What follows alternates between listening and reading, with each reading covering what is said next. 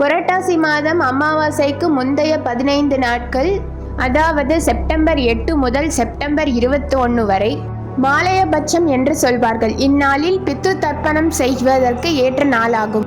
இவ்வாறு இந்த மாலயபட்ச 15 நாட்கள் தோன்றுவதற்கு மகாபாரதத்தில் ஒரு கதை உண்டு.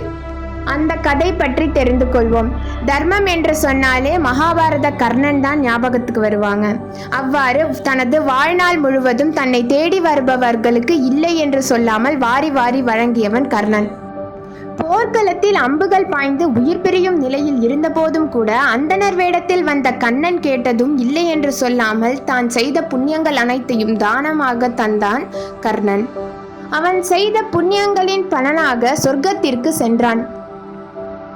அங்கு கர்ணனுக்கு சாப்பிடுவதற்கு தங்கம், பொன், பொருள் என குவியல் குவியலாக கொடுக்கப்பட்டது.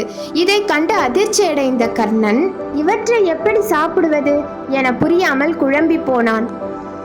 சொர்க்கத்தின் அதிபதியான இந்திரனிடமே சென்று இது பற்றி விளக்கம் கேட்டான். அதற்கு விளக்கம் அளித்த இந்திரன், கர்ணா, நீ வாழும் காலத்தில் அனைவருக்கும் பொன் பொருள் என வாரி வாரி வழங்கினாய்.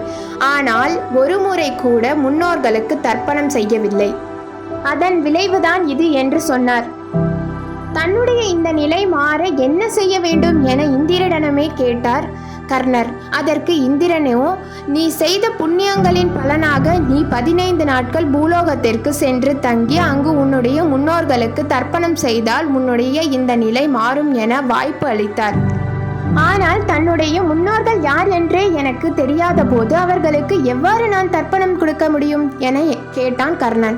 இதற்கு விளக்கம் அளித்த இந்திரன், உன்னுடைய முன்னோர்கள் யார், அவர்கள் பெயர் என்ன, அவர்கள் எப்போது இறந்தார்கள் என எந்த விபரமும் தெரியவில்லை என்றாலும் இந்த 15 நாட்கள் நீ கொடுக்கும் தர்ப்பணத்தை உன்னுடைய முன்னோர்கள் அனைவரும் கூட்டமாக வந்து ஏற்றுக்கொள்வார்கள். நீ வாழ்நாள் முழுவதும் தர்ப்பணம் கொடுக்காத குறை இந்த 15 நாட்கள் கொடுப்பதால் நிவர்த்தியாகிவிடும்.